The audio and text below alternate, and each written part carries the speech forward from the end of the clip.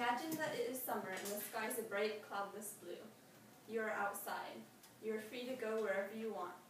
But then imagine that all of a sudden you are snatched up and thrown into a confined prison cell. You have been ripped away from your family and friends. You will spend the rest of your life afraid, confused, and resentful.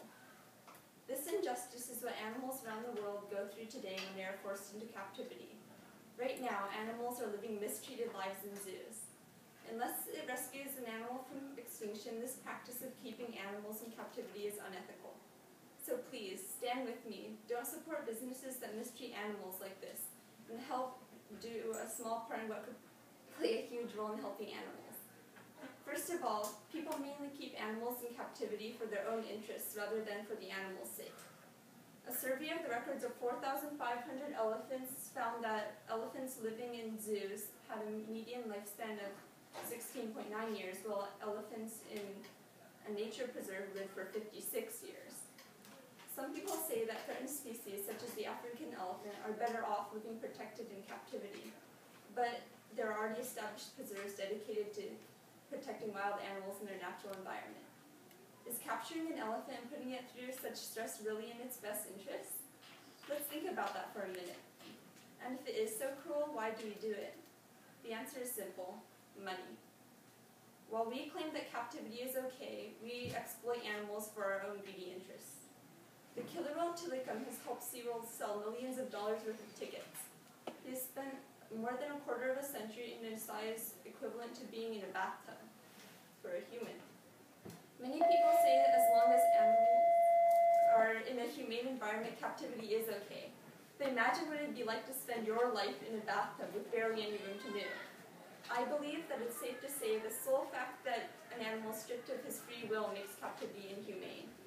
How is Tilikum's story, being forced to make money for the greed of others, any different from being a slave?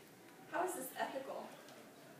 Businesses that thrive off this exploitation focus on their own desires while neglecting the animals.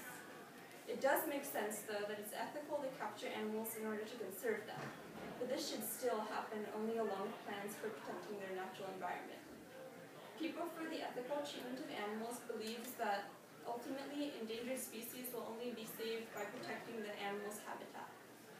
Instead of patronizing zoos, it's better to support groups like the Born Free Foundation, which protects animals in their natural habitat.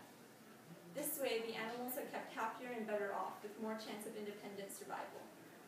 If we keep animals alive just in captivity, do their lives have any meaning to them? Isn't this, again, overlooking the animal's best interests to live with free will?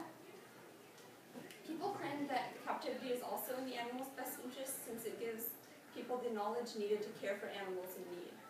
The idea is great in principle, but it's not actually the case. A PETA investigation of numerous zoos found several bears exhibiting stereotypic neurotic behaviors and other signs of psychological distress. If captivity causes animals to become neurotic, how can zoos hope to educate people on their natural behavior? This depression in captive animals can drive them to violence, which can even cause people to fear animals. A 244-pound Sumatran tiger bit a zookeeper several times at the San Antonio Zoo. Sadly, these stories of violent animals seems to be in the news a lot. They teach people that animals are violent and should be regarded with hostility. This is not a good way of educating people on animals. This to me seems like the equivalent of taking school children and instead of educating them on social skills, we unintentionally teach them to hate other people. These zoos don't properly educate people on animals and risk causing fear of animals instead. So please, don't support the cruel capturing of animals. I'm not asking you to go protest on the street against zoos or anything, but not buying tickets that pay the zoos to capture animals would be a helpful start. Instead of paying for a zoo ticket, think of how that money could help an animal so much more through a wildlife preservation effort. Imagine what it'd be like to be the one ripped away from your family and help put an end to the cruel capturing of wild animals.